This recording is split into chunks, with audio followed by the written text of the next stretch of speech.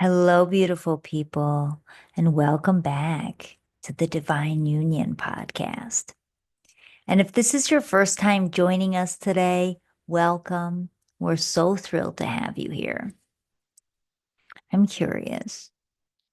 Have you ever had one of those situations where you have such a good idea about something and you're trying so hard to convince the other person just to be open to it? Yet they seem resistant. And it becomes infuriating. It's frustrating because you just want them to hear you out and to see what you see. Yeah? Raise your hand if you're listening to this and that resonates. And I'm sure we've all been there. Now, how about the flip side of that? Have you ever been in a conversation with someone and their opinion, their idea feels forceful? It feels almost like a violation of a boundary. But then in hindsight, reflecting on the situation, they actually had an interesting point. When you feel more neutral about it, you can see that. But at the time, you weren't open to receiving it because of the way that they expressed it. Yeah, raise your hand if you've been on that side of the coin. I've been on both. Now, this is why I'm really excited about today's episode, because today's episode, we will be digging into how to master the art of influence and leave a lasting impact at work, in life, and in relationship. And this ties to these two examples because when we want someone to see our perspective, yeah, we want to be able to do it in ways that they're going to receive us. And so mastering skills around communication are going to empower you and arm you to be able to be a better communicator, to have deeper influence and be able to impact people. Why does this matter? I truly believe that the key to our fulfillment as human beings, it lies in our relationships and it lies in our ability to have an impact on other people. Because if you don't feel like you have an impact or that your voice carries weight or that people listen to you or honor and respect what you have to say, then you don't feel good inside. And so understanding what is required to truly have an impact is going to help you feel so much more fulfilled and it's going to deepen your relationships as a result. So I have three keys, three areas to work through in order to have deeper influence and have a greater impact working with communication. This was sparked from a client session of mine. I'm working with a senior leader at a tech startup in New York City. And in this session, we were working on his leadership. And I love this work because the workplace impacts the home life impacts the workplace. How you show up in work impacts how you show up in partnership. How you show up in partnership impacts how you show up as a leader. They're tied. It's both relational dynamics. And so when you master the skills of communication, it not only makes you a better leader, but it makes you a better parent. It makes you a better partner. It makes you a better human being. And so in this session, he's experiencing challenging challenges. So he's a senior sales leader. And, we're midway through the first quarter. And the sales team needs to generate more revenue. He's really pushing them to start this quarter off with a bang, to exceed the revenue targets, and at the very least, meet them. And so he's experiencing challenges because this particular organization, they have an amazing corporate culture. But what he's noticing that's happening on the sales floor is there's a lot of conversation, a lot of chit chat, not as much of an environment of focus and diligence and, putting in the hours, putting in the time in order to nurture the leads, create more leads, nurture the leads, and close more sales. And so this brings me to my first key of really being able to communicate with influence and impact, whether it be in the corporate world or in your partnership. The first one is related to effective communication. And this key is speaking to the impact of why you want someone to do something or why you want your team to do something. So, in this particular situation, why it's important for them to close more deals, to generate more leads, and to have less time chit chatting on the sales floor. So, when working to engage and motivate a sales team, we talked about, okay, what is the impact that the sales team has on the organization and speaking to that? Really inspiring them to feel a deep sense of meaning and purpose behind their work. Yeah, because that's how you're going to move someone emotionally to do something. What is a sales team valuable for an organization? Because they are the engine that spreads an organizational message, the mission. Yeah. For this tech company, what is their mission of getting this product into more hands, more businesses, getting more businesses leveraging their technology? And how does that change the world? How does that change companies? How does a sales team meeting and exceeding their goals impact the company? Because it allows the company to invest in more initiatives to enhancing new products, enhancing the current product stream, to launch things on time, to be able to invest in employee development programs. The sales team is essential for an organization to grow. And speaking from there, and the impact that they have being a part of this team, being a part of spreading this mission and why it matters. And when you speak from this place, this is how you motivate another human being to show up because we can't force people to fully show up and to be engaged. But what we can do is get them to feel like they're a part of something bigger. And that is where the influence comes. That's where the impact comes. This is how you inspire people because people want to be a part of a movement. Now, how do you apply this to the relationship dynamic? Yeah. If you're applying this to relationship, it's speaking to an impact of, let me give a tangible relationship example here. Switch gears for a moment. If you want to get your partner to go on a vacation, to take a vacation with you, maybe you all haven't had intimacy in some time or one-on-one time on some time. Maybe you have kids and they're taking up most of your time and energy and the relationship takes a back seat.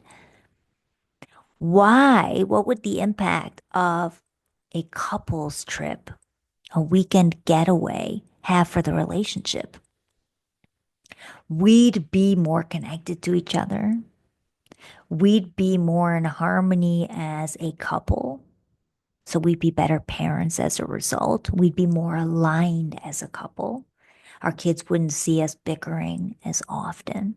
Our kids would see us in alignment. Yeah. We'd feel more joy. We'd bring more lightness into the family dynamic. We'd be bring more ease into the family dynamic. Yeah.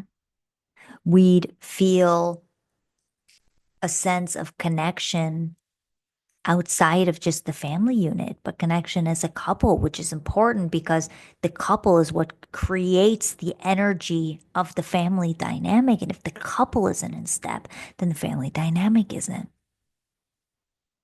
And then we'd be able to create together. And so it's speaking to that and really letting that fuel an argument that you have or a point. I don't even want to say argument, a point that you want to make. Now, what's the second key? Yeah. The second key to influential communication that leaves a lasting impact, it's emotional intelligence. I'm going to start with the corporate world, yeah, and work on this example with my client. So if you're motivating your sales team, close more sales, emotional intelligence, this is reading as you are speaking to your team. Maybe you gather them together for a meeting. It's reading the room. It's reading how are people responding to what you're saying? Are they engaged? Are they looking at you? If they're not, if they're distracted, ask them a question to bring their energy, their attention back. What are your thoughts on that? How's that landing for you? Raise your hand if you agree with what I'm sharing. Raise your hand if that resonates. What was the biggest takeaway so far? Finding ways to reinstill engagement in your team when you notice that they're disengaged. Now, this requires emotional intelligence because you're learning how to read a room. If you're speaking to your partner, let's transition to the home dynamic, leadership and relationship, and you're sharing something. Maybe you're sharing that you want to go on that vacation and you notice their jaws start to tighten. They start to maybe close. Yeah. Not barreling through that and ignoring it and getting your point across. Pause. Breathe. How are you feeling? How's that landing for you? Go back to the questions. Yeah. So, in partnership, it's checking in. How's that landing for you? Yeah. What are your thoughts on that? It's putting the power back now in their hands, right? So it creates this even dynamic. It's a conversation. It's not me talking at you. We're here together. We're co-creating. And when people feel like they're a part of the conversation and they're not being talked at, but they're being talked with, it's a different energy. And that takes sensitivity. That takes reading a room. If they're tense, if they're frustrated, maybe it's not a good time to share something with your partner. And so it's having a sensitivity to the other person and even to your own energy as you're communicating. Now, the third tool to have more influential conversation, communication, and really leave an impact on others is balanced leadership dynamics. Now, what do I mean by that? I mean balancing masculine feminine dynamics. So, one aspect of the masculine energy is assertiveness, communicating with authority. Now, one aspect of feminine energy is openness, curiosity, warmth. So, when I say balanced leadership dynamics, I mean balancing how do you communicate with authority, with confidence, with empowerment, but how do you maintain that sense of warmth, of openness, of being approachable and likable? Because that's important as a leader, whether it's in the workplace, whether it's in partnership. You don't want a dynamic where it's a dictatorship or people follow you because of control. They feel they have to, or out of resentment. You want people to deeply respect your leadership, respect you. And so this requires asserting desire. So if it's around the sales team, this is an idea that we have for the sales team where we are going to have quiet hours for from the hours of 12 to 4 after lunch or 1 to 5. Yeah, where we're actually not going to put music on the loudspeaker. We're going to have quiet hours. And any sales conversations that need to be had, or if you want to have a conversation about sales techniques, work with each other, co-create, collaborate, help inspire each other with strategies that are working with you, that you do that not on the sales floor, but you do it in a conference room. Now, how do we bring the approachability and the warmth in and the curiosity in? How does that land for you, team? How would that enhance your day? How would that make your day challenging? See how it's landing for the team. What suggestions do you have where we can come to a balance where we have more focus on the sales floor? Yeah, where we're not distracting the focus of others and we're creating an environment for greater productivity and an environment where you can share and collaborate and grow together and inspire each other, support each other. And so it's welcoming that feedback as well. Same thing in partnership. You can have an idea of what it is that you want. I'd love for us to take a vacation this year in March because March is a time that my business is slower. I know you've been working for the past 8 months really hard and you're finishing that big deal in February. So I thought March could be a great time. My parents are around in March to take care of the kids. What are your thoughts on March being a time that we do a weekend getaway? So you come prepared, you come with ideas, you've thought something through, but you're still open.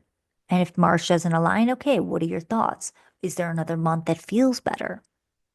Oh, a weekend getaway doesn't work for you, or traveling on a plane? Great. Is there somewhere we can drive for one night, for 2 nights? It's being able to also have that flexibility, right? That comes with the warmth and openness of the feminine to be able to converse with someone and get to an outcome, either in that moment or at a later date, that feels good for both parties. And this is true interdependence. This is true collaboration. And this is how you're going to be able to really have an impact, nurture great relationships, and truly be fulfilled in your life. And so there you have it. We talked about today the impact of, we talked about how our fulfillment, the key to our fulfillment is through our relationships and our ability to impact others.